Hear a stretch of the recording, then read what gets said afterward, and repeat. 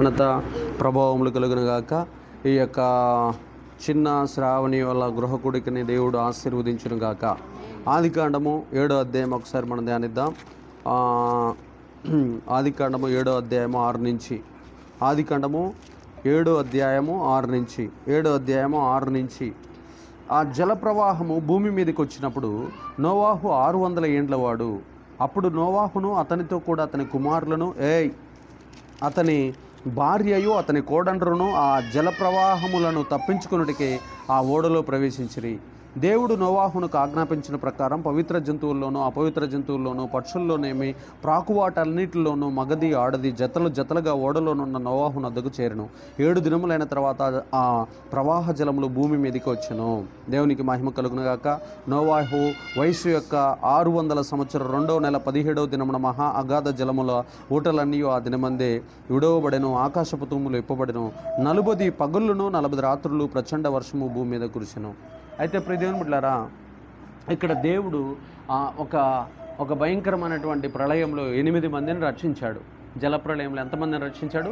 8 మందిని రక్షించాడు. మరి ప్రపంచంలో చాలామంది, నాకు తెలిసి అప్పట్లో ఒక 10 లక్షల మంది జనాభా ఉంటే ఆ 10 లక్షల మంది జనాభాలో ఒక 8 మందినే దేవుడు ఏర్పాటు చేసుకున్నాడు. ఆ 8 మందిని దేని వలన ఏర్పాటు చేసుకున్నాడంటే, ఆ నోవాహు గారి కుటుంబం నీతితో నిండిన కుటుంబం, దైవ నీతితోటి నిండిన కుటుంబం, దేవుని నీతితో నిండిన కుటుంబం.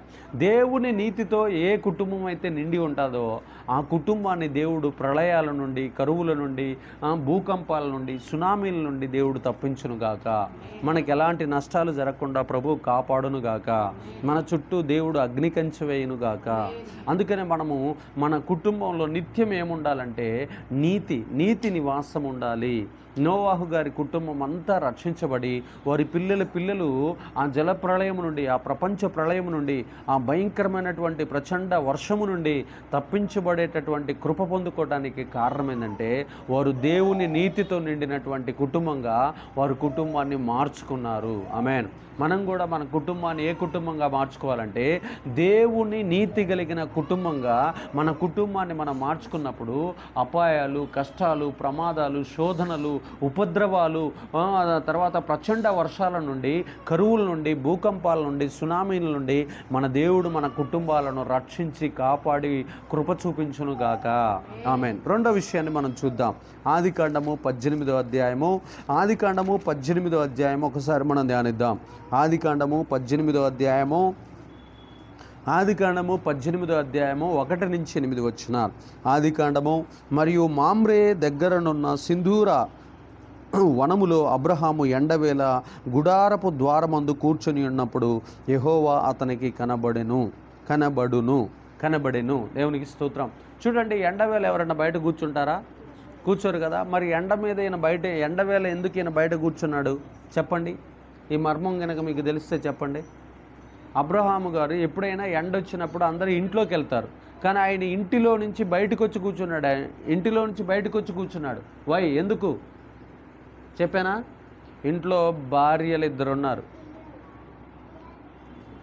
ఎవరికి చెప్పుతా సీక్రెట్? ఇంట్లో భార్యలు 2 ఉండి జుట్లు పట్టుకొని కొట్టుకుంటున్నారు.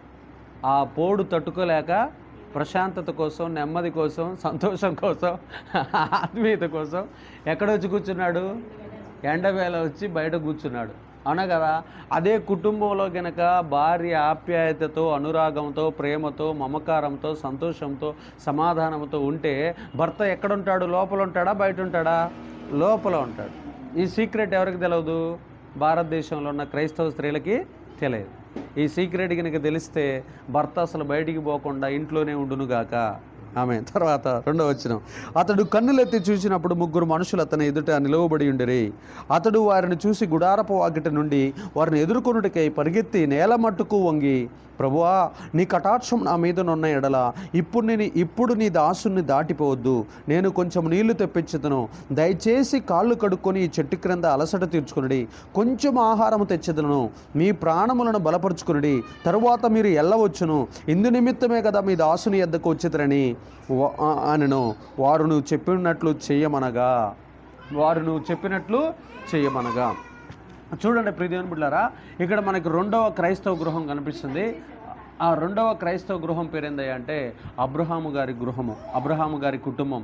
ఈ అబ్రహాము గారి కుటుంబంలో ఉన్న గొప్పతనం ఏంటంటే ఎవరు ఇంటికి వచ్చినా ఆతిథ్యం ఇచ్చేటటువంటి కుటుంబం. చెప్పండి, ఎవరు ఇంటికి వచ్చినా ఆతిథ్యం ఇచ్చేటటువంటి కుటుంబంగా ఈ కుటుంబం ఉంది. మన కుటుంబంలో మనము ఎక్కువగా ఏం చేయాలి అంటే ఎవరైనా మన కుటుంబానికి వచ్చినప్పుడు మనం ఆతిథ్యం ఇవ్వాలి. ఆ ఆతిథ్యం వల్ల మనం ఆశీర్వాదాలు పొందేదము గాక, ఆ ఆతిథ్యం వల్ల మనం బహుమానాలు పొందేదము గాక, ఆ ఆతిథ్యం వల్ల దేవుని దగ్గర మెప్పు ఘనతను పొందేదము గాక, దేవుని దగ్గర వాగ్దానాలు పొందేదము గాక, దేవుని దగ్గర వరాలు పొందేదము గాక, దేవుని దగ్గర అనేక రకాలైన కృపలను పొందేదము గాక. ఎప్పుడైతే తండ్రి కుమార పరిశుద్ధాత్మ దేవుడు ఆ మనుష్య రూపంలో అబ్రహాము గారి ఆ మామ్రే వృక్షము దగ్గర ఉన్నటువంటి సింధూర వనము దగ్గరికి ఎప్పుడైతే వచ్చారో వారిని దగ్గరికి వెళ్ళి వీళ్ళు దేవదూతలు అని చెప్పి, దేవుడు పరలోకం నుంచి వచ్చాడని చెప్పి చెయ్యి పట్టుకొని ఇంటి లోపలికి తీసుకెళ్ళి బతిమలాడుతూ, అయ్యా మీరు మా ఇంటికి వచ్చి కొంచెము నీళ్ళు కొంచెం భోజనం చేయండి అని వారిని బతిమలాడినప్పుడు, నువ్వు అన్నట్టే జరుగును గాక, సరే పెట్టుకో అంటే ఒక లేత దూడని తీసుకొని వచ్చి వధించి ఆమెకి గోధుమలతో దంచినటువంటి ఆ యొక్క చపాతీలు తీసుకొని వచ్చి వారికి భోజనానికి వడ్డించినట్లు వారు భుజించిన తర్వాత, వారు లేచిన తర్వాత అబ్రహాము గారు 99 సంవత్సరాల వరకు పొందుకోలేనటువంటి సంతానమును, వాగ్దాన సంతానమును ఎప్పుడైతే 100వ సంవత్సరం ఎప్పుడైతే వారి ఇంటిని దర్శించాడో దేవుడు, ఆ కుటుంబంలో ఆ భోజనం చేసిన తర్వాత ఒక వాగ్దానం రిలీజ్ చేస్తాడు దేవాతి దేవుడు. ఆ వాగ్దానం ఏందో తెలుసా? నీకు పరాయి స్త్రీల వల్ల లేకపోతే అన్యుల స్త్రీల వల్ల పుట్టిన వారు నీ సంతతి కాదు. నువ్వు ఏ రాకుమార్తెనైతే చేసుకున్నావో, నువ్వు అఫీషియల్గా ఎవరినైతే చేసుకున్నావో ఆ శారా గర్భానే నేను నీకు వాగ్దాన కుమారుని ఇవ్వబోతున్నాడు. ఆమె గర్భాన పుట్టిన వారే కానీ నీకు నిజమైన సంతానము. పరాయి దాసీరాల వలన పుట్టిన యొక్క కుమారుల వల్ల వచ్చిన సంతానం నీకు సంతానము కానే కాదని దేవుడు అక్కడ అబ్రహాము గారికి జ్ఞానోపదేశం చేసినట్లు మనం చూస్తున్నాం. దేవునికి మహిమ కలుగును గాక. అనేక రకాలైన ప్రత్యక్షతలు ఎప్పుడైతే మనం ఆతిథ్యం ఇస్తామో దేవాతి దేవుడు మనకు అనేక రకాలైన ఆశీర్వాదాలు, వాగ్దానాలు, అనేక రకాలైన వరాలను, కృపలను మన మీద కుమ్మరించును గాక. అందుకని మన గృహంలో నిత్యం ఏం చేస్తూ ఉండాలంటే ఆతిథ్యం ఇచ్చేటటువంటి గృహంగా మన గృహాన్ని పెట్టుకోవాలి. ఎవరినైనా పెద్దోళ్ళను పిలిపించుకోవాలి, సేవకులను పిలిపించుకోవాలి, తల్లిదండ్రులను పిలిపించుకోవాలి, అత్తమామలు పిలిపించుకోవాలి, అన్నదమ్ములను పిలిపించుకోవాలి. మన ఇంట్లో ప్రోగ్రాంలు జరుగుతున్నప్పుడు వాటి అందరిని పిలిపించుకొని వారి ఆశీర్వాదాలు మనం పొందుకుంటున్నప్పుడు, మనం వారికి ఆతిథ్యం ఇచ్చినప్పుడు వారి గుండెల్లో ఉన్నటువంటి మంచి అంతా, వారి మనసులో ఉన్నటువంటి దీవెనలన్నీ మన ఇంటి మీదకి దిగివచ్చును గాక. మనం బహుగా వర్ధిల్లెదము గాక. ఒక మనిషి ఇంకొక మనిషి చేతనే దీవెనలు అందుతాడు. ఒక కుక్క వచ్చి, ఒక పంది వచ్చి, ఒక దున్నొచ్చి, ఒక ఆవు వచ్చి మనల్ని ఆశీర్వదించలేవు.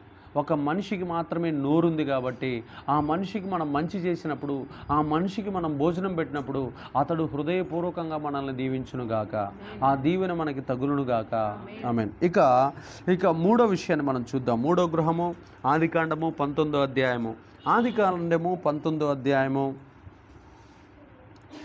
ఆదికాండము 19వ అధ్యాయము 4 నుంచి ధ్యానిద్దాం. వారు పండుకొనక ముందు ఆ పట్టణస్థులు అనగా సొదొమ మనుషులను, బాలురులను, వృద్ధులను ప్రజలందరూ నలుదిక్కుల నుండి కూడి వచ్చి ఆ ఇల్లు చుట్టు వేసి లోతును పిలిచి, రాత్రిని ఎద్దకు వచ్చిన మనుషులు ఎక్కడా? మేము వారిని కూడునట్లును మా ఎద్దకు వారిని వెలుపలకు తీసుకొని రమ్మని అతనితో చెప్పగా, లోతు వెలుపల ద్వారము నున్న వారి దగ్గరికి వెళ్ళి తన వెనుక తలుపు వేసి, అన్నలారా, ఇంత పాతకము కట్టుకొనుకుడి. ఇదిగో పురుషుణ్ణి కూడా 2 కుమార్తెలు నాకున్నారు. సెలవైతే వారిని మీ ఎద్దకు వెలుపలకి తీసుకుని వచ్చేదను. వారిని మీ మనసుకు వచ్చినట్లు చేయడి. ఈ మనుషులు నా ఇంటి నీడకు వచ్చి ఉన్నారు గనుక వారిని మీరేమీ చేయకూడదని చెప్పినప్పుడు వారు నీవు అవతలకి పొమ్మనిరి. మరియు వారు, వీడెవడో మన లోపలికి పరదేశిగా వచ్చి తీర్పరగా నుండుచున్నాడు, కాగా వారికంటే నీవు ఎక్కువగా కీడు చేసేదమని చెప్పి, వారికంటే నీకు ఎక్కువగా కీడు చేసేదమని చెప్పి లోతు అనే ఆ మనుషుని మీద దుమ్మిగా పడి తలుపులు పగలగొట్టుటకు సమీపించిరి. దేవునికి మహిమ ఘనత ప్రభావములు కలుగును గాక. లోతు ఎక్కడ ఉన్నాడో తెలుసా? లోతు ఎవరి దగ్గర ఉన్నారో తెలుసామ్మా? లోతు గృహం ఎవరి గృహాల మధ్యలో ఉన్నదంటే విలాసాలు, విందులు, విలాసాలు, చెప్పండి, విలాసాలు, విందులు, మత్తు పదార్థాలు, జారత్వము, వ్యభిచారము, తర్వాత వాయు వరుసలు లేని తత్వము, తర్వాత పురుషులు సంయోగం చేసుకునే ఆ పట్టణంలో నివాసం ఉంటున్నాడు. స్త్రీలు సంపర్కం చేసుకునేది, జంతువులు స్త్రీలు సంపర్కం చేసుకునేటటువంటి పట్టణాల్లో నివసించాడు. చాలామందికి తెలియదు, ఎక్కడ నివసించాలో కూడా చాలామంది క్రైస్తవులకి తెలియదు ఇప్పటికీ కూడా. ఏ పట్టణంలో ఉండాలి, ఏ యొక్క ప్రదేశాల్లో ఉండాలి, ఏ పరిశుద్ధ స్థలాల్లో ఉండాలి, అపవిత్రమైన స్థలాల్లో మనం ఉండకూడదని, అపవిత్రమైనటువంటి చెడ్డ గుణాలు, స్వభావాలు, లక్షణాలు కలిగిన జనుల మధ్యలో మనం నివసించకూడదన్న సంగతి చాలామంది క్రైస్తవులకి తెలియకపోవటం వల్ల అనేక రకాలైనటువంటి నష్టాలను, కరువులను, ప్రమాదాలను, ఇరుకులను, ఇబ్బందులను, శోధనను తెచ్చుకుంటున్నాడు. చూడండి, లోతు గారి ఆస్తి ఎంతో తెలుసా? ఈక్వల్గా అబ్రహాము గారి యొక్క ఆస్తితో సమానం. వాళ్ళిద్దరి ఆస్తి దగ్గర గొడవలైతే, పని వాళ్ళకి జీతగాళ్ళకి గొడవలైతే, వాళ్ళ ఆస్తి పంచుకోలేనంత గొప్పగా అయితే, అప్పుడు లోతు అంటాడు, నేను నీ దగ్గర నుంచి దూరం వెళ్తానంటే ఎటువైపు వెళ్తా అంటే, అదిగో అటువైపు మంచిగా పచ్చగా కనపడుతున్న సొదొమ వైపు వెళ్తానంటాడు. సొదొమ పట్టణం పచ్చగానే ఉంది, కానీ ఆత్మీయంగా చచ్చిపోయి ఉంది. చాలా పట్టణాలు మంచిగా ఐశ్వర్యంతో నిండిపోయి ఉంటాయి, కానీ లోపల కపటము, లోపల దుష్టత్వం, లోపల దౌర్జన్యం, లోపల బలాత్కారం, లోపల వ్యభిచారం పట్టణాల్లో, లోపల గర్వం పట్టణాల్లో, ఇంకా ఏముంటాయి, విందులు, విలాసాలు, భయంకరమైన వ్యభిచార క్రియలు, సినిమాలు, రాజకీయాలు, వీటన్నిటితో నిండిపోయి ఉంటాయి పట్టణాలు. అలాంటి పట్టణాల్లో మనము పరిశుద్ధుల దగ్గర నివాసం ఉండాలి, ఆత్మీయుల సమక్షంలో ఉండాలి. యథార్థవంతులు, నీతిమంతులు ఎక్కడున్నారు, క్రైస్తవులు ఎక్కడున్నారు, క్రీస్తు రక్త సంబంధాలు ఎక్కడున్నారో వారిని కనిపెట్టి వారి పక్కలో మనం, వారి పక్షాన మనం ఉన్నప్పుడు ప్రభు మనకి ఎలాంటి కీడు చేయకుండా కాపాడునుగాక. ఎంత ఆస్తిని పోగొట్టుకున్నాడో తెలుసా? భార్య ఉప్పు స్తంభంగా మారిపోయింది. లోతు సొదొమ గొర్రెమర్రాకి పోయిన తర్వాత కొన్ని వేల గొర్రెలు, వేల ఒంటెలు, వేల గాడిదలు, వేల ఎద్దులు పోగొట్టుకున్నాడు. బంగారం పోగొట్టుకున్నాడు. కోట్ల రూపాయల ఆస్తి, ఇల్లు పోగొట్టుకున్నాడు. తర్వాత 2 ఆడపిల్లలు ఏమైపోయారు తెలుసా? వ్యభిచారులైపోయారు. అల్లుళ్ళు అగ్నిలో కాలిపోయారు. ఆస్తి మొత్తం, బంగారం, వెండి, దస్తావేజులు అన్నీ కూడా అగ్ని గంధకాలలో కాలిపోయినాయి. మనం ఒక మంచి ప్లేస్ను డెసిషన్ తీసుకోపోతే దానివల్ల అనేక రకాలైన నష్టాలు, ప్రమాదాలు, కీడులు అనుభవించాల్సి వస్తుంది. అందుకనే విలాసాలు, విందులు, సౌకర్యాలు, అనేక రకాలైనటువంటి ప్రలోభాలు చేసేటటువంటి ఆ గృహాల దగ్గర మనం ఉండకుండా పరిశుద్ధుల గృహాల దగ్గర మనం నివాసం ఉండేదము గాక. 4వ గృహం గురించి చదువుకుందాం. యోబు గ్రంథము 1వ అధ్యాయము, 8 నుంచి 12 వచనాలు. యోబు గ్రంథము 1వ అధ్యాయము, 8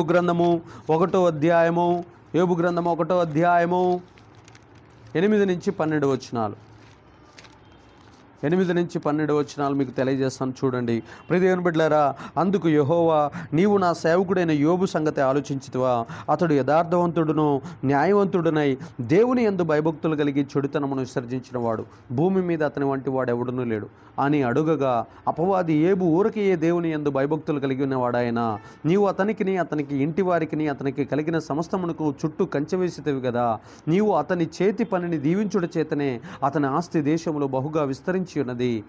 అయినను నీవు ఇప్పుడు నీ చెయ్యి చాపి అతనికి కలిగిన సమస్తమును మొత్తిన ఎడల అతడు నీ ముఖము ఎదుటనే దూషించి నిన్ను విడిపోవునని యెహోవాతో అనగా, యెహోవా, ఇదిగో అతనికి కలిగిన సమస్తమును నీ వశమునున్నది, అతనికి మాత్రము ఏ హానియూ చేయకూడదని అపవాదికి సెలవేగా వాడు యెహోవా సన్నిధిలో నుండి బయలువెళ్ళెను. చూడండి ప్రియ దేవుని బిడ్డలారా, దేవుని ఇక్కడున్న 4వ గృహం పేరు ఏంటంటే యోబు గారి గృహం. యోబు గారి గృహము దేవుని కంచెతో, కాపుదలతో నిండిపోయినది. హల్లెలూయా. యోబు గారి గృహం దేనితో నిండిపోయింది? దేవుని కంచె, దేవుని కాపుదలతో నిండిపోయింది. ఈ సాతానుగాడు ఆ ఇంట్లో ప్రవేశించడానికి ఎవరు పర్మిషన్ అడుగుతున్నాడు? యెహోవా సన్నిధికి వెళ్ళి యెహోవా దేవుని యొక్క పర్మిషను అడుగుతున్నాడు. ఆయన పర్మిషన్ ఇవ్వకపోతే ముట్టుకోవటానికి అధికారము సాతానుకే లేదు. ఒక రోగం రావటానికి అధికారం లేదు, ఒక నష్టం జరగటానికి అధికారం లేదు, ఒక అప్పులు పాలు కావటానికి అధికారము లేదు, ఒక కీడు జరగటానికి, ఒక అన్యాయానికి, ఒక దౌర్జన్యానికి, ఒక బలాత్కారానికి మనం గురికాటానికి ఆస్కారమే లేదు. ఎప్పుడైతే మన ఇంటి చుట్టూ దేవుడి కంచె ఉండదో, మన ఇంటి చుట్టూ దేవుని కాపుదల ఉండదో, అప్పుడు సాతానుడు ఇంట్లోకి ప్రవేశించి కుటుంబంలో వ్యాధులను, రోగాలను, నష్టాలను, కీడులను, అపాయాలను, చింతలను, మానసిక వేదనను కలిగిస్తూ ఉంటాడు. అందుకని మనం ఏం చేయాలంటే యోబు గారి గృహము దేవుని కంచెతో నిండింది. యోబు గారి గృహము దేవుని కంచెతో కాపుదలతో నిండి ఉండటానికి కారణము 4 పాయింట్లు చెప్తున్నాడు దేవుడు. ఇదిగో యోబు చెడుతనమును విసర్జించిన వాడు, యోబు యథార్థవంతుడు, యోబు నీతిమంతుడు, యోబు ఇంకా ఎవరు రాశాడు, యోబు దేవుని యందు భయభక్తులు గలవాడు. ఈ 4 విషయాలు మన కుటుంబంలో ఉన్నప్పుడు దేవుని కంచె మన ఇంటి చుట్టూ పడును గాక. దేవుని ఎడల మనము భయభక్తులు కలిగిన వారమై ఉండాలి, దేవుని ఎడల మనము నీతిమంతులమై ఉండాలి, దేవుడి దగ్గర మనము యథార్థవంతులమై ఉండాలి. ఏదైనా చెడుతనం ఉంటే దాన్ని విసర్జించు వారమై ఉండాలి. చెడుతనం మన ఇంట్లో కనబడితే దాన్ని ఏం చేయాలి, విసర్జించి బయట పారవేసే వారమై ఉండాలి. విసర్జన అనే మాటకు మీకు పాయింట్ అర్థం కావట్లా. విసర్జన అంటే చూడండి, అబ్బాయిలు అమ్మాయిలు దేనికి పోతారు, చిన్నపిల్లలు దేనికి పోతారు, మోషన్కి పోతారు. ఆ మోషన్ని మనం ఇంట్లో పెట్టుకుంటామా, ఎక్కడేస్తాం, బయట ఏం చేస్తాం, పారవేస్తాం. ఇంట్లో పెట్టుకుంటారా, బాత్రూంలో ఏం చేస్తారు, టాయిలెట్లో ఏం చేస్తారు, పడేస్తారు. అలాగని చెడుతనాన్ని కూడా మనం ఏం చేయాలంటే ఇంట్లో నుంచి విసర్జించాలి. అలా విసర్జించకపోతే కుటుంబాల్లోనికి సాతాను ప్రవేశిస్తాడు. కాబట్టి ప్రియ దేవుని బిడ్డలారా, ఇప్పటికైనా మనం యోబు వలె కంచెను పొందుకోవాలంటే యథార్థవంతులుగా జీవించాలి, నీతివంతులుగా జీవించాలి, దేవుని యందు భయభక్తులు కలిగి ఉండాలి. దేవుని యందు భయభక్తులు అంటే కొంతమంది బైబిల్ కాళ్ళ కింద కూడా పెట్టుకుంటారు, బైబిల్లో అసలు లెక్క చేయరు. దేవుడు భయం లేదు, శుక్రవారాలు ఉపవాసాలు ఉండరు, ఆదివారాలు మందిరానికి రారు, పొద్దున్నే లేవగానే ప్రార్థన చేసుకోరు, సాయంత్రం పూట యేసు రక్తం చల్లుకొని ఇంట్లో పడుకోరు. ఆ యేసు రక్తం చల్లుకోకుండా ఒంటి మీద కానీ ఇంట్లో కానీ చల్లుకోకుండా పడుకుంటే దెయ్యాలు వచ్చి మీద పడి తొక్కుతూ ఉంటాయి, తొక్కించుకుంటూనే ఉంటారు అపవిత్రాత్మలతోటి. కాబట్టి దేవుడి భయము మన ఇంట్లో ఉండునుగాక. దేవుడి భయం ఏం చేయాలి, వమ్ము నేను ప్రార్థన చేసుకోకపోతే నాకు ఏదైనా జరుగుద్దనే భయం, నేను పాటలు నేర్చుకోకపోతే, నేను వాక్యం నేర్చుకోకపోతే, వమ్ము నేను సహవాసానికి వెళ్ళకపోతే, వమ్ము నేను పరిశుద్ధాత్మను పొందుకోకపోతే, అయ్యో నేను ఫలానా దైవికమైనటువంటి గుణాలు నేను సంపాదించుకోకపోతే నాకు నష్టం జరుగుతుందని ఆ భయం ఎప్పుడైతే ఏ వ్యక్తికి అయితే ఉంటుందో ఆ భయభక్తులు కలిగిన కుటుంబం చుట్టూ దేవుడు అగ్ని కంచెపడును గాక. దేవుని భాగాలు దేవునికి ఇవ్వటం వల్ల దేవునికి మనం భయపడుతున్నామని అర్థం, దేవుని యొక్క రాజ్యాన్ని మనం కడుతున్నామని అర్థం, దేవుని ఎడల మనం భయభక్తులు కలిగి ఉన్నామని అర్థం. ఆమేన్, స్తోత్రం. 5వ పాయింట్ చదువుకుందాం. లూకా సువార్త 19వ అధ్యాయము, లూకా సువార్త 19వ అధ్యాయము, లూకా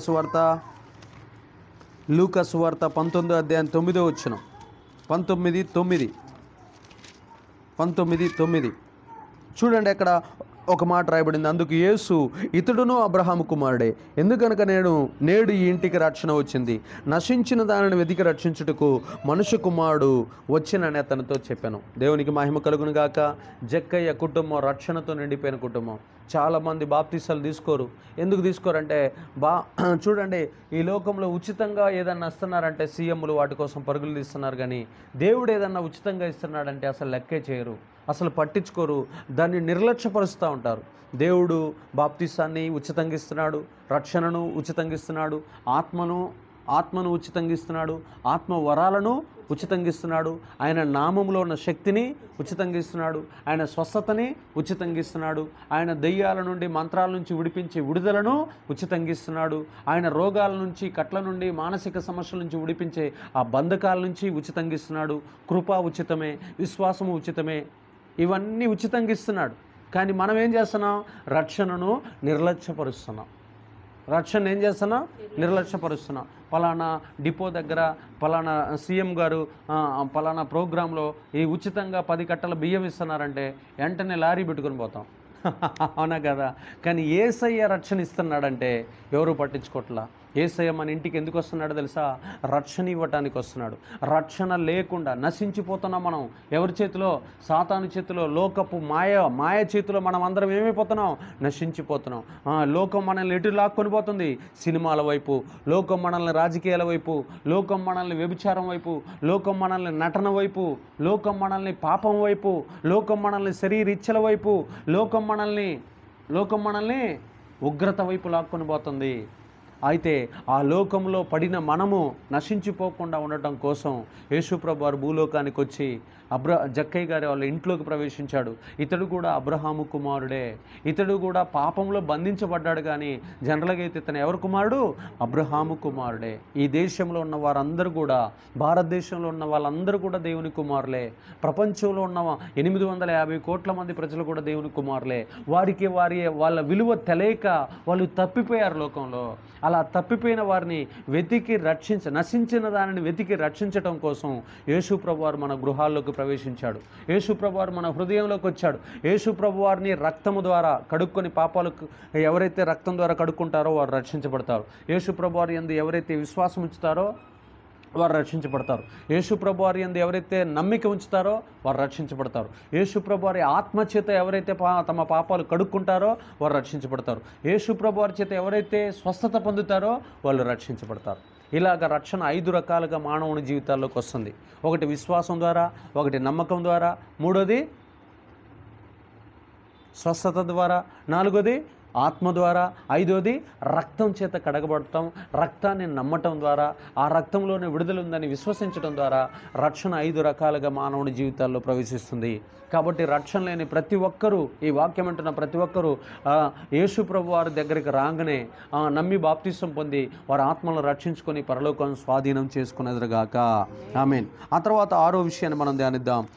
అపోస్తుల కార్యములు 10వ అధ్యాయము. అపోస్తుల కార్యములు 10వ అధ్యాయం 1వ వచనం. అపోస్తుల కార్యములు 10వ అధ్యాయం 1వ వచనం. ఇటలీ పటాలమనబడిన పటాలములో శతాధిపతి అయిన కొర్నేలి అనే భక్తిపరుడు కైసరులో ఉండెను. అతడు తన ఇంటి వారందరితో కూడా దేవుని యందు భయభక్తులు గలవాడై ఉండి ప్రజలకు బహుధర్మము చేయుచు ఎల్లప్పుడూ దేవునికి ప్రార్థన చేయవాడు. ఆమెను తీసుకెళ్ళాయా. పగలు ఇంచుమించు 3 గంటల వేళ దేవుని దూత అతని యొద్దకు వచ్చి కొర్నేలి అని పిలుచుట దర్శనమందు తేటగా అతనికి కనబడెను. అతడు దూత వైపు తేరిచూచి భయపడి, ప్రభువా ఏమని అడిగెను. అందుకు దూత, నీ ప్రార్థనలో నీ ధర్మకార్యములు దేవుని సన్నిధికి జ్ఞాపకార్థకంగా చేరినవి.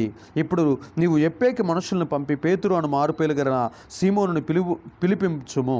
అతడు సముద్రపు ధరనున్న సీమోను అను ఒక చర్మకారుని ఎంట దిగి ఉన్నాడని అతనితో చెప్పెను. అతనితో మాట్లాడిన దూత వెళ్ళిన పిమ్మట అతడు తన ఇంటి పనివారిలో 2 తన యొద్ద ఎల్లప్పుడూ కనిపెట్టుకుని ఉండు వారిలో భక్తిపరుడుకు ఒక సైనికుని పిలిచి వారికి సంగతులన్నీ వివరించి వారిని వెప్పేకి పంపెను. ఆమేన్. దేవునికి మహిమ కలుగును గాక. కొర్నేలి కుటుంబం దేంతో నిండిందంటే భయభక్తులు కలిగిన కుటుంబం. దేవుడు అంటే ఎవరో తెలదు. అతడు రోమా శతాధిపతి. ఎవరమ్మా? యూదుడు కాదాయన, ఇజ్రాయేలీయుడు కాదాయన. ఎవరు? ఒక రోమయుడే ఇండు కూడా దేవుని యందు భయభక్తులు కలిగి ఉన్నాడు. ఇలాంటి భయభక్తులు కలిగిన లోకస్తులను, అన్యులను దేవుడు రక్షణలోకి తీసుకొని వచ్చిన గాక. దేన్ని బట్టి దేవుడు దర్శనాలు ఇస్తాడంటే దేవుడు ఎరగకుండానే భయభక్తులు కలిగి నిష్ఠతో ఉంటారు చూసావా, అలాంటి వారు దేవుడు ఇష్టపడి వారిని తన రక్షణలోనికి, తన రాజ్యంలోనికి ఆకర్షించుకుంటాడు. దేవునికి మహిమ కలుగును గాక. కొర్నేలి కుటుంబం భయభక్తులు కలిగిన కుటుంబం, ప్రార్థన చేసే కుటుంబం, ధర్మకార్యాలు చేసే కుటుంబం. ఏ కార్యాలు? ధర్మకార్యములు చేసే కుటుంబం. గుడులు కట్టించడం వల్ల, లేకపోతే హాస్టల్స్ కట్టించడం వల్ల, లేకపోతే అనాథాశ్రమాలు కట్టించడం వల్ల, ఇతంతు గృహాలు కట్టించటం వల్ల, ధర్మకార్యాలు చేయటం వల్ల ఎవరు పరలోకం వెళ్ళరు. కానీ ప్రభు అయిన యేసుక్రీస్తు నామం అందు ఎవరైతే విశ్వాసం ఉంచుతారో వారు మాత్రమే పరలోకానికి వెళ్తారు. గుడులు కట్టించినా, బడులు కట్టించినా, పేదలకు సహాయాలు చేసినా, దాన ధర్మాలు చేసినా, నదుల్లో మునిగొచ్చినా, రకరకాలైన జాతరలకు పోయి వచ్చినా, తీర్థయాత్రలకు పోయి వచ్చినా ఏ వ్యక్తి పరలోకాన్ని స్వాధీనం చేసుకోడు. కానీ యేసు ప్రభు వారి యందు విశ్వాసం ఉంచితే మాత్రమే. ఇప్పుడు ఎప్పేనికి పోయి పేతురుని పిలిపించుకొని రమ్మన్నాడు కదా, ఆ పేతురు వచ్చి ఏం నుంచి ప్రకటిస్తాడో తెలుసా? ప్రభు అయిన యేసుక్రీస్తు వారి యందు విశ్వాసం ఉంచుము, అప్పుడు నీవును నీ ఇంటి వారిను రక్షించబడతారు అని చెప్తాడు. దేవునికి మహిమ కలుగును గాక. ఆయన నామాన్ని ధరించుకోవాలి. ఆయన శక్తిని, ఆయన రక్తంలో ఉన్న శక్తిని, ఆయన సిలువ యాగాన్ని, ఆయన త్యాగాన్ని మనం ఎప్పుడైతే జ్ఞాపకం చేసుకొని ఆయనే నిజమైన దేవుడని మనం నమ్ముతామో అప్పుడు మనం కూడా కొర్నేలి కుటుంబం ఎలా అయితే రక్షించబడిందో మన కుటుంబం కూడా అలాగ రక్షించబడును గాక. మరి ముఖ్యంగా దేవుడు మనల్ని ఆకర్షించాలంటే 3 పనులు మన దగ్గర ఉండాలి. లోకస్తుల దగ్గర 3 విషయాలు ఎప్పుడూ గుర్తిస్తాడు దేవుడు. ఒకటోది ఏంటో తెలుసా? ఒకటోది ఏంటంటే దేవుని యందు భయభక్తులు కలిగి ఉండాలి. అది దేవుడు అని తెలిసినా ఒకటే, తెలియకపోయినా ఒకటే. దేనికి మొక్కినా ఓకే, వాళ్ళకి భయభక్తులు ఉన్నాయా లేవా అని చూస్తాడు. అలాంటి వారిని నిజదేవుడు పిలుస్తాడు. రెండోది ఏం కలిగి ఉండాలంటే ప్రార్థనలు ఇష్టపడుతూ ఉండాలి, ప్రార్థనలు చేసేవారిగా ఉండాలి. మూడోది ఏం చేయాలంటే ధర్మకార్యాలు చేసేవారిగా ఉండాలి. ఈ 3 పనులు చేసేవారిని ఈ ప్రపంచంలో ఏ మతంలో ఉన్నా సరే నిజమైన దేవుడు పిలిచి తన మార్గాన్ని చూపించి పరలోకం వారికి అనుగ్రహించును గాక. ఆమేన్. ఇక ఆ 7వ అంశాన్ని మనం ధ్యానిద్దాం. అపోస్తుల కార్యములు 16వ అధ్యాయము. అపోస్తల కార్యములు 16వ అధ్యాయం 11 నుంచి 15 వచనాలు. 11 నుంచి కాబట్టి మేము త్రోయాను విడిచి ఓడ ఎక్కి తిన్నగా సమెత్రేకేకును మరునాడు నెయపోలికిని అక్కడ నుండి ఫిలిప్పికిని వచ్చితిమి. మాసిదోనియా దేశంలో ఆ ప్రాంతమునకు అది ముఖ్య పట్టణమని రోమీల ప్రవాస స్థానమై ఉన్నది. మేము కొన్ని దినములు ఆ పట్టణంలో ఉంటిమి. విశ్రాంతి దినమున గవినిని దాటి నదీ తీరమున ప్రార్థన జరుగునని ననుకొని అక్కడికి వచ్చి కూర్చుండి కూడి వచ్చిన స్త్రీలతో మాట్లాడుచుంటిమి. అప్పుడు లూదియా అను దైవభక్తి గల ఒక స్త్రీ వినుచుండెను. ఆమె ఊదా రంగుపొడి అమ్ము తుయతైరా పట్టణస్థురాలు. ప్రభువు ఆమె హృదయమును తెరిచిన గనుక పౌలు చెప్పిన మాటల యందు లక్ష్యముంచెను. ఆమెయు ఆమె ఇంటి వారును బాప్తిసం పొందినప్పుడు ఆమె, నేను ప్రభువునందు విశ్వాసము గలదానని మీరు ఎంచితే నా ఇంటికి వచ్చి ఉండుడని వేడుకొని మమ్మను బలవంతము చేశాను. Amen, amen. దేవునికి మహిమ కలుగును గాక. చూడండి, అద్భుతమైన రీతిలో ఏం జరిగింది ఇక్కడ. లూదియా అనేటటువంటి ఆమె పౌలు గారు చెప్పేటటువంటి మాటలు ఆ సముద్రపు ఒడ్డున విని ఆయన యేసుప్రభు వారు ఆమె హృదయము తెరవంగానే ఆయన్ని చేర్చుకుంది. ఆమె బాప్తిసం కూడా పొందింది. తన ఇంటి దగ్గరికి వారిని తీసుకెళ్ళి బలవంతంగా తీసుకెళ్ళి, అయ్యా మా ఇంటికి రండి అని తీసుకెళ్ళి ఆ ఇంట్లో ఉన్న వాళ్ళందరికీ కూడా యేసుప్రభు వారిని పరిచయం చేయించింది. సేవకులను అలా తీసుకెళ్ళి ఆ కుటుంబస్తులందరినీ కూడా పరలోకం వైపు త్రిప్పింది లూదియా తల్లి. ఆమె తుయతైరా పట్టణస్థురాలు, ఆమె యూదురాలు కాదు, ఆమె దేవుడిని ఎరిగినటువంటి బిడ్డ కాదు. ఆమెకి పౌలు గారు అక్కడున్న శీల గారు వాక్యం చెబుతుంటే ఆ వాక్యం విని ఆమె హృదయం దేవుడు తెరిచినందున ఆ హృదయంలోకి యేసయ్య వెళ్ళిపోయినందున ఆమె విశ్వసించింది. ఆమెను యేసుప్రభు వారిని స్వీకరించినందున ఆమె ఇంటి వారంతా కూడా పరలోకాన్ని సంపాదించుకున్నారు. పరిశుద్ధులైనటువంటి యాజకులు, సేవకులు వారి ఇంటిలోకి ఎప్పుడైతే ప్రవేశించారో వారి ఇంటిలో ఉన్నటువంటి ఆ సాతాను శాస్త్రాలన్నీ కాలిపోయి, ఆ సాతాను తంత్రములన్నీ కాలిపోయి వారంతా పరలోకాన్ని పొందే యాత్రికులుగా మార్చబడ్డారు, విశ్వాసులుగా ముద్రించబడ్డారు. వారి కుటుంబం అంతా రక్షించబడి పరలోకాన్ని స్వాధీనం చేసుకున్నది. కాబట్టి ప్రియదేవుని బిడ్డలారా, మనం ఏం చేయాలంటే దైవ సేవకులను బలవంతం చేసి మన గృహాలకు తీసుకెళ్ళి వారితో వాక్యాలు చెప్పించుకోవటం వల్ల మన ఇంట్లో నాశనానికి జోగుచున్న వారు, నరకానికి వెళ్తున్నవారు, సాతాను చేతిలో ఉన్నవారు, లోకం చేతిలో ఉన్నవారు, శరీరిచ్చల చేతిలో ఉన్నవారు అందరూ ఆ బంధకాల నుంచి విడిపించబడి పరలోకాన్ని సంపాదించుకుని వరదెల్లెదరుగాక. దేవుడి ఈ మాటలను దీవించి స్థిరపరిచి అభిషేకించునుగాక. ఆమెన్. ప్రార్థన చేసుకుందాం ప్రతి ఒక్కరం దేవుని సన్నిధిలో.